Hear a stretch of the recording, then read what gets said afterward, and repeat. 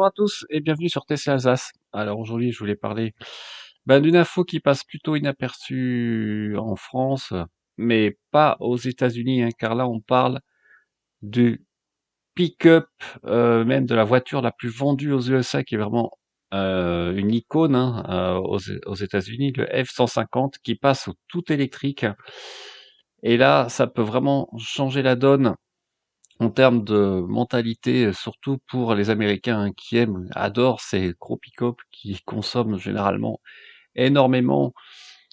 Et on a en fait différents modèles en termes de puissance, hein, avec un qui peut aller jusqu'à 571 chevaux, l'autre 432 chevaux, un couple maximal de 1050 Nm avec évidemment un système 4 roues motrices. Vous avez aussi le système Blue Cross hein, qui va être aussi disponible sur le Mach-E.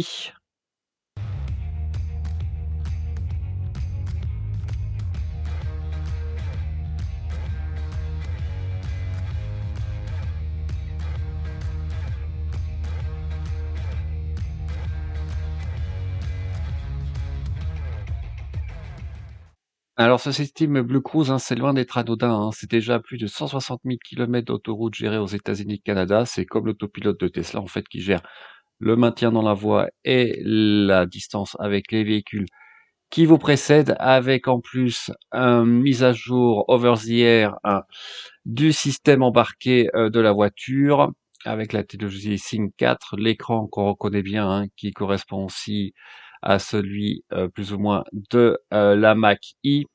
Donc on voit, ça y est, hein, Ford est vraiment aussi en transition avec sa voiture la plus emblématique aux États-Unis qui passe au tout électrique.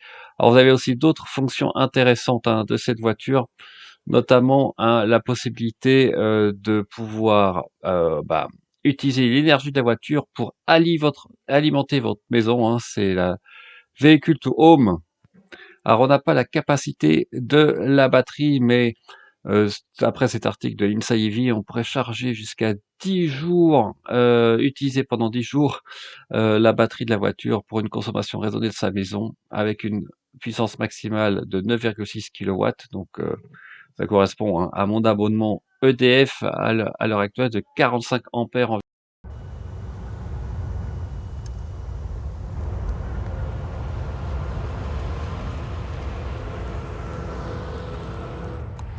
Mr. President!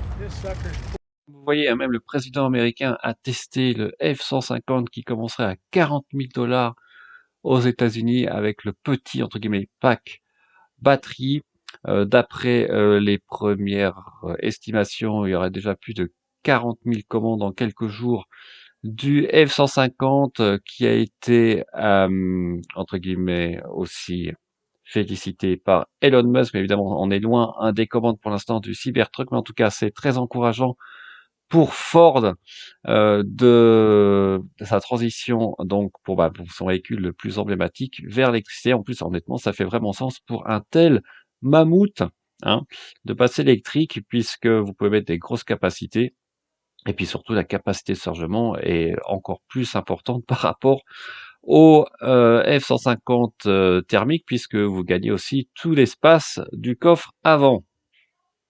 Alors, vous avez aussi Elon Musk hein, qui annonce un événement pour la livraison des modèles S Plaid à partir du 3 juin, avec la voiture évidemment qui va de 0 à 99 ou 96 km/h en moins de 2 secondes. Donc évidemment, c'est très impressionnant. Euh, alors tout ça évidemment intervient aussi dans une période vraiment d'expansion des modèles hein, qui sont maintenant disponibles à vente entre le QA, l'e-Vitron GT, l'ID4, mais aussi on parle de la Smart électrique hein, qui va bientôt être disponible. En tout cas, elle est annoncée. Hein, vous voyez, on a un des premiers teasers. On ne sait pas encore exactement quand est-ce que la voiture sera disponible, avec une puissance maximale de 268 chevaux, quand même 70 kWh. Donc c'est vraiment, voilà, la transition affecte, en tout cas, si je peux dire, tous les constructeurs, que ce soit européens ou américains. Et puis évidemment, hein, on ne peut que parler du Enyaq iV qui vient d'être testé par Automator, mais aussi dans Automoto sur TF1 et qui a, bah, écoutez, beaucoup de qualité, notamment l'intérieur, hein, qui a l'air en finition, en tout cas en haut de gamme, nettement meilleur que l'ID4 avec un coffre aussi plus grand, quasiment de 600 litres. Une batterie quasiment de 80 kWh pour un prix, hein, pour le modèle haut de gamme de 53 000 € avec le bonus inclus. Donc, franchement, voilà, maintenant, le nerf de la guerre, ça va être évidemment les bornes de recharge, hein, qui doivent suivre la cadence, non seulement en puissance, mais surtout en densité, hein, sur tout le territoire, non seulement français, mais européen. Alors, air du centre de la France en direction de Clermont-Ferrand.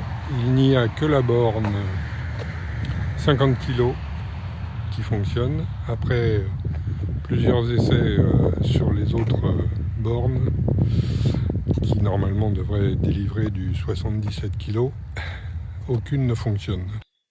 Voilà, et je voulais finir avec cet exemple, hein, que j'ai trouvé sur Facebook de mobilité véhicule électrique, où bon, honnêtement, de mon côté, j'ai pas eu de problème, et là, c'est quand même un Kona, si je me trompe pas, qui est assez connu, hein, depuis longtemps, qui n'arrive pas à charger, même sur les hautes puissances, même s'il est bridé à 77 kW.